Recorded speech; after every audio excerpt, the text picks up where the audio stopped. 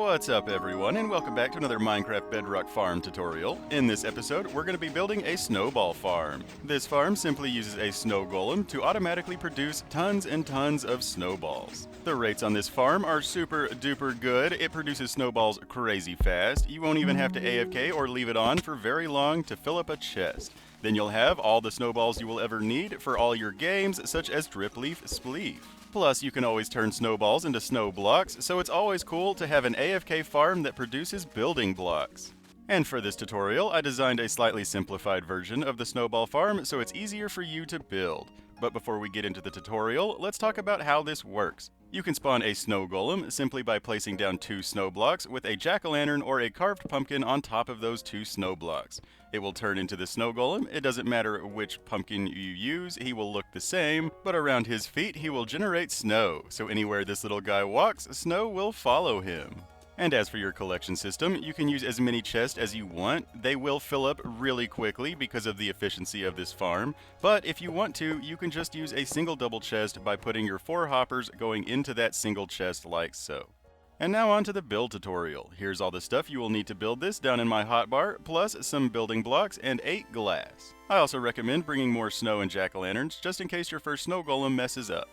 And now let's start building this thing. The main area is going to be 2 by 2, so start off by placing double chests around that 2 by 2 area like so. And like we mentioned before, you can always use a single chest if you want to, but if you want to use 4, simply place 1 hopper going into each chest like you see here.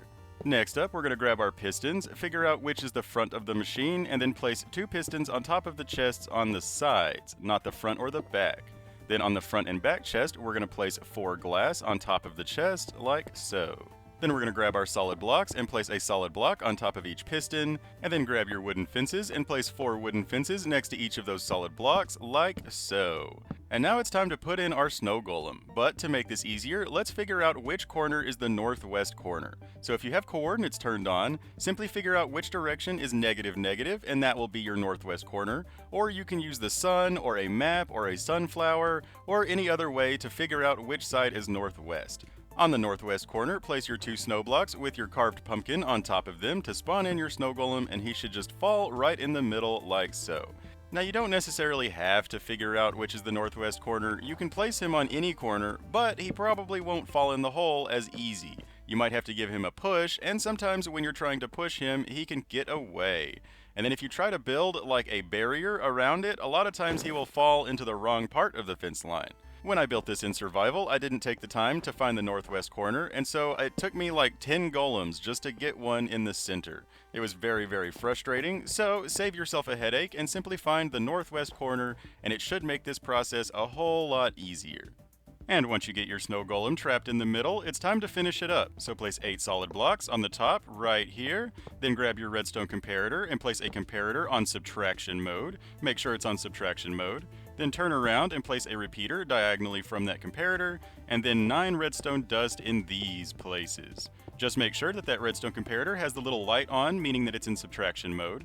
Then place a lever right on that block next to that redstone dust, and you're done. Now when you turn on that lever, the farm will start generating snow.